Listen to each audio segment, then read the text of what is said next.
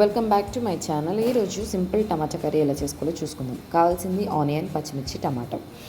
First కడాయి పెట్టుకొని oil పోసుకొని దాంట్లో జీలకర్ర, ఆవాలు, శనగపప్పు, మినపప్పు వేసుకొని దాంట్లో లైట్గా పచ్చిమిర్చి, ఆనియన్, కట్ చేసుకున్న ఆనియన్ వేసుకొని బాగా కలుపుకోవాలి. కొంచెం బ్రౌనిష్ కలర్ వచ్చాక దాంట్లో చిటికెడు పసుపు వేసుకోవాలి. పసుపు వేసుకున్నాక కొంచెం బ్రౌన్ కలర్ వచ్చాక కొంచెం వేగాక దాంట్లో కట్ చేసుకున్న టమాటా ముక్కలు వేసుకొని కలుపుకోవాలి. దాని మీద మూత పెట్టుకొని ఒక 5 minutes వరకు మీడియం సిమ్లో పెట్టుకొని వేగాక కొంచెం మెత్తగా అయ్యాక కనిపించే విధంగా కలుపుకొని దాంట్లో కొంచెం తగినంత కారం, టేస్ట్కి సరిపడా ఉప్పు వేసుకొని బాగా కలుపుకోవాలి.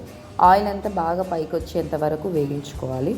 తర్వాత కొంచెం ఉడికినాక కొంచెం వాటర్ పోసుకొని తగినంత మీ దగ్గర ఉన్న ఏ మసాలా అయినా, గరం మసాలా, చికెన్ మసాలా, ధనియా పౌడర్ ఏదైనా సరే దాని మీద వేసుకొని రెడీ చేసుకోవాలి. సింపుల్.